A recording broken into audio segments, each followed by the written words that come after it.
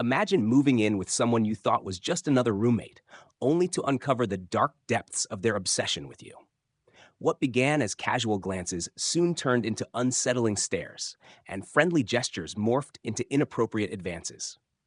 One night, you wake to find them standing motionless by your bed, their true intentions laid bare.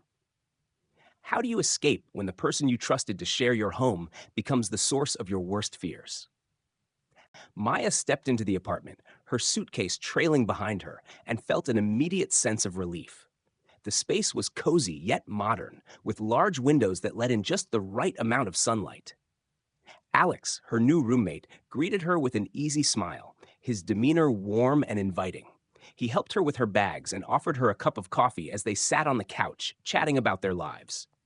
He was a graphic designer, laid back and witty, with a knack for storytelling that made Maya laugh more than she expected to on her first day. Over the next few days, things felt seamless. Alex showed her around the neighborhood, pointing out the best coffee shops and where to grab groceries. He even gave her tips for navigating her new job and adjusting to city life. His kindness put her at ease, making her feel like she'd made the right choice. They spent evenings watching movies or cooking simple meals together, their dynamic friendly and comfortable. Maya appreciated how Alex respected her space, knocking softly before entering shared areas or giving her the living room when she needed quiet time. He always seemed to know the right thing to say, keeping the mood light whenever she felt overwhelmed by the move. When a coworker asked about her living situation, Maya gushed about how lucky she was.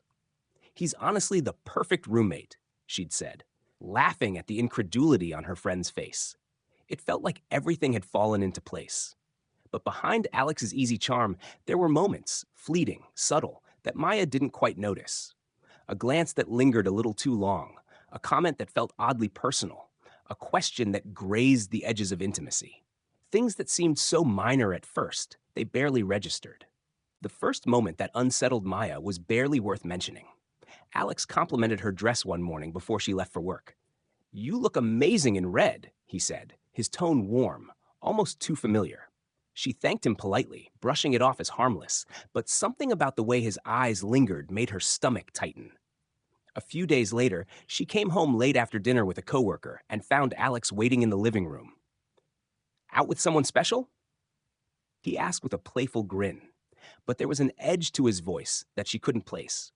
She laughed it off, explaining it was just a work thing, but his reaction stayed with her.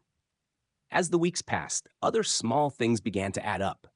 Alex would ask questions that felt overly personal, like why she didn't date more or what kind of guys she found attractive.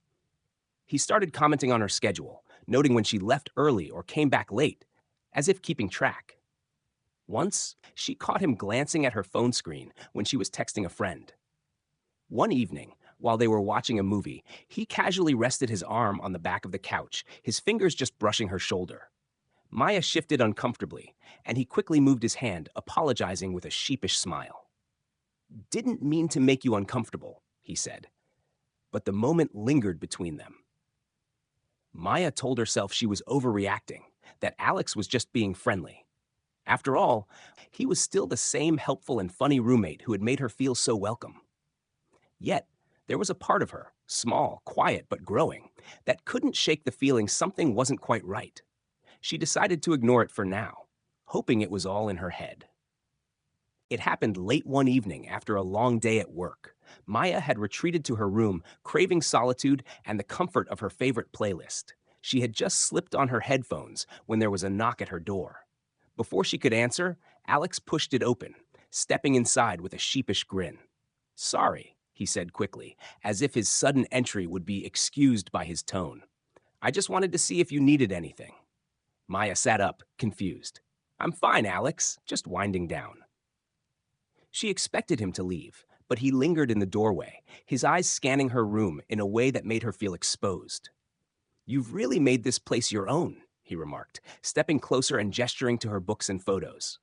Maya nodded, uneasy, and subtly adjusted the blanket over her legs.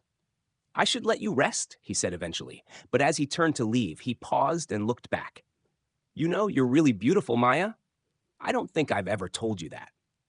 Her heart skipped a beat, not from flattery, but from the weight of discomfort that settled over her.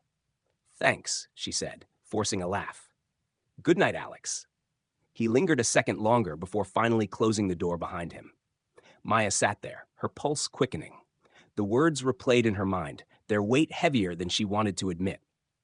The next morning, Alex acted as if nothing had happened, greeting her with his usual smile and making coffee. Maya tried to brush it off as an awkward moment, but the memory stuck. The ease she'd once felt in the apartment had been replaced by a subtle unease, a tension that made her wonder if she truly knew the person she was living with.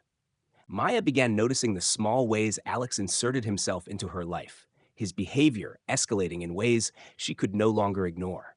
He started appearing in places she didn't expect, like the cafe near her office. "I was just grabbing coffee," he'd explain with a casual shrug, but it felt too coincidental to be accidental. At home, he seemed to always be around, even when she thought she had the apartment to herself. If she worked late, she'd find him waiting in the living room. "Just making sure you got home safe," he'd say with a smile that no longer felt reassuring. If she stayed in her room, he'd knock with a random excuse, a question about groceries, a request to borrow something. Never anything urgent, but frequent enough to keep her on edge. Then, there were the invasive moments. She once caught him in her room when she came back early from work. He claimed he was fixing the window blinds, but the way he flinched when she walked in told her otherwise. Another time, she noticed her journal slightly out of place on her nightstand. She hadn't opened it in weeks, but it looked as though someone else had. Maya confided in her best friend, Leah, during a lunch break. "It's like he's everywhere," she said, her voice low and tense. "And it's not just annoying, it's weird." Leah's expression darkened. "That's not normal, Maya. You need to set boundaries or find another place."